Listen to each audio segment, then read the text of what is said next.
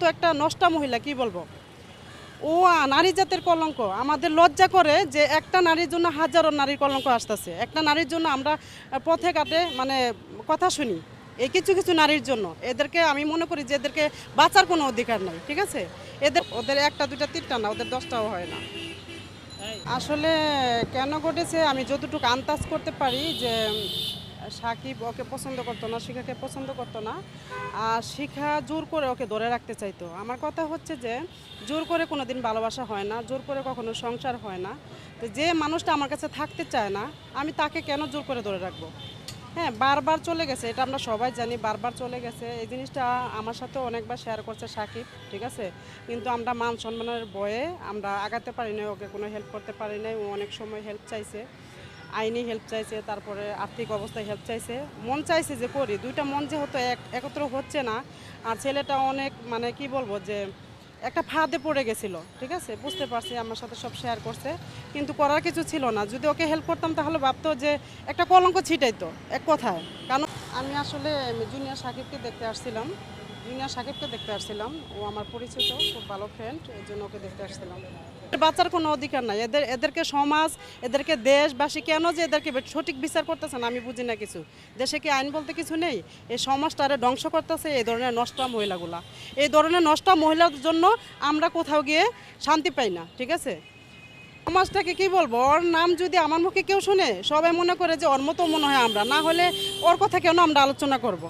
ঠিক আছে, ওর কথা আমরা কেন আলোচনা করব? ওর নাম নিলে সবাই থুতু করে, ঠিক আছে? যেমন একবার আমার বাসায় গেছিলো, ঠিক আছে? বাসায় আমি আবার আমার কয়েকটা ভিডিও টিকটকে ছাড়ছি, এরা প্রবাসীরা দেখে সবাই আমাকে জিজ্ঞেস করতেছে, ভাবি দুনিয়াতে কোনো আর লোক নেই? এই লোককে আপনার ডাইনিংয়ে বসে খাওয়াইলেন? তো কাকে দেখলেই ঘৃণা করতেছে। কারণ আমি যতটুকু জানি, যতটুকু বুঝি, যতটুকু দেখছি, সাকিব খুব ভালো একটা ছেলে, ও ফাঁদে পড়ে গেছিলো। গরিব ঘরের ছেলে তো, ঢাকা শহরে আসছে, হয়তো বুঝতে পারে নাই কে প্রথম থেকে যে কোনো ফাঁদে ওকে ফালানো হয়েছে, ঠিক আছে? ফাঁদে পড়ে গেছে, সেই ফাঁদ থেকে উঠতে পারে নাই, ঠিক আছে? লাস্ট পর্যন্ত লাইফ রিস্ক হয়ে গেল। তো আমি মনে করি এই ধরনের কাজ করা ঠিক না। আমার যদি কারোর সাথে কোনো সম্পর্ক থাকে, কোনো রিলেশন থাকে, বা আমার হাজবেন্ড হোক না কেন, আমি জোর করে তাকে কখনোই চাইবো না। আমি মনে করব যে আমি তাকে ভালোবাসি, সে যত দূরেই থাক না কেন সে যেন ভালো থাকে, সে যেন সুখে থাকে। এটা হচ্ছে প্রকৃত ভালোবাসা। ভালোবাসা এটা না যে আমি তাকে জোর করে ধরে রাখবো, পুলিশ নিয়ে গিয়ে ওকে ধরে আনবো, ওকে জেল খাটাবো, আবার ওর টাকা পয়সা নেই, জেল থেকে ছুটাতে পারবে না, আমি তাকে আবার যে কোনো শর্ত দিয়ে টাকা পয়সা দিয়ে ওকে লোভ দেখিয়ে আবার ছুটিয়ে আনবো। তো এগুলো ভালো না, এগুলাকে ভালোবাসা বলে না, ঠিক আছে? এগুলাকে বলে নষ্টামি। ওই যে কথায় আছে না, 2 টাকার ইয়া নেয় 5 টাকার হেডাম দেখায়, এগুলা ওই টাকার হেডাম দেখে মানুষের লাইফ নষ্ট করা।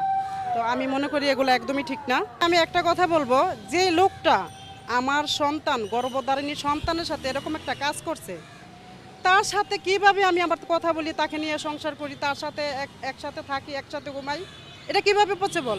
এটা তো কোনো মানুষের দ্বারাই পসিবল না। আমার তো এখন সন্দেহ হচ্ছে যে আসলে কি ও মানুষ নাকি মানুষের বেশ ধরে আছে। আমার তো এটা মনে হচ্ছে, আমার সন্তানের সাথে যদি একটা অবৈধ কাজ করে, সেই লোকটার সাথে আমি আবার কিভাবে আমি স্বামী স্ত্রীর সম্পর্কে রাখবো আমি তাকে? কখনোই না। এটা হচ্ছে একটা মিথ্যা কথা, ঠিক আছে? মিথ্যা কথা বলে ওকে ব্ল্যাকমেল করে ওর কাছে ধরে রাখা, আমার এটা একদমই বিশ্বাস হয় না। কারণ প্রথমেই কথা বলেছিল, বলার পরও যদি ও এরকমটাই হয় তাহলে কেন ওকে আবার নিছে? আবার ওই সাকিব চলে গেছিল, অন্য জায়গায় গিয়ে বিয়ে করছে, সংসার করতেছে, সেখানে গিয়ে পুলিশ দিয়ে আবার দৌড়াই না, আবার এই ধরনের কাহিনী। এটা একদমই মিথ্যা কথা, এটা একদমই বানোয়াট কথা। যে মেয়েটাকে আপনি দেখছেন, সেই মেয়েটাকে দেখলেই বোঝা যায় যেমন মা তেমন সন্তান, ঠিক আছে? ওই মেয়েটার চেহারার দিকে তাকাই দেখেন যে একটা কথা আপনার শেখালে 5টা কথা ও বানিয়েই বলতে পারবে। হ্যাঁ, ওর চেহারার ভিতরে এরকম ফোকাস আমি দেখছি, আপনারাও খেয়াল করেন। একদমই মিথ্যা কথা, এটা আমি মানতে পারলাম। আমি তাকে বাসায় নিয়ে শাসন করব, আমি তাকে মানুষের সামনে অপমান করব না, বাসায় নিয়ে তাকে বুঝাবো, বাসায় নিয়ে বলবো। তো আমি দেখলাম যে আমার বাবা ছিল, মা ছিল, আমার ভাইয়েরা ছিল, ওদের সামনে মানে এরকম রিয়াক্ট করতেছে, ও এক কথা লজ্জা পাইতেছে। সাকিব পারে না ওই জায়গায় যে কান্না করে দেয়, মানে নিচের দিকে মাথা দিয়ে রাখছে, উপর দিকে উঠাইতেছে না, লজ্জায়, ঠিক আছে? তো আমি ওইটা আমি দেখলাম যে না, আসলে ওরা হ্যাপি না, ওরা একদমই অসুখী। ওদের মতো কোনো মিল মোহাম্মদ ভালোবাসা বলতে আমি কিছু দেখিনি। আসলে কী বলবো, যে আমাদের সমাজে আছে না কিছু কিছু নষ্টা মহিলা, নিজের স্বামীর সংসার করতে পারে না, একটাকে বানাইছে পোলার বাপ, আরেকটা বানাইছে মায়ার বাপ, ঠিক আছে? এখন তো ওর কিছুই নাই, নষ্ট মূল্যদের পক্ষে ভাইয়া সবই সম্ভব না। সাকিবকে দেখতে পারি নাই, এখন আরেক ঝামেলা হয়ে গেছে।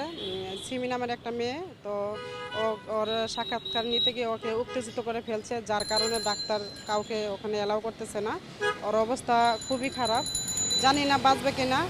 তো আল্লাহর কাছে দোয়া করি এমন যেন কারো মায়ের পুত যেন এরকম না হয়। ওর মা দেখলাম তো খুবই অসহায়, কারণ দেখে বোঝা যায় আর্থিক অবস্থা খুবই খারাপ, টাকা পয়সারও খুবই সমস্যা।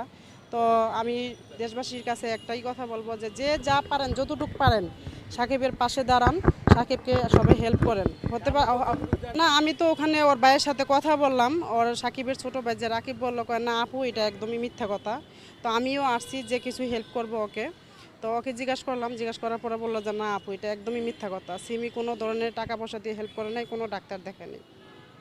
শোনেন ভাইয়া, যে কোনো কেউ যদি একটা বিপদে পড়ে তখন বাঁচার জন্য অনেক কথাই বলে, এখন তার তো বাঁচতে হবে।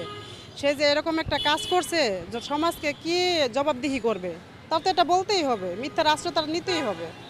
এর আগেও তো এই কথাটাই বলছিল যে আমার মেয়ের সাথে এরকম কাজ করছে। সে যদি সত্যিকারের নারী হতো, সত্যিকারের মানুষ হতো, তাহলে কি সেই স্বামীকে, যে স্বামী আমার মেয়ের সাথে কাজ করছে, হ্যাঁ, সেই স্বামীকে নিয়ে আবার আমি আবার তার সন্তান গর্ভে ধারণ করি, এটা কিভাবে পসিবল?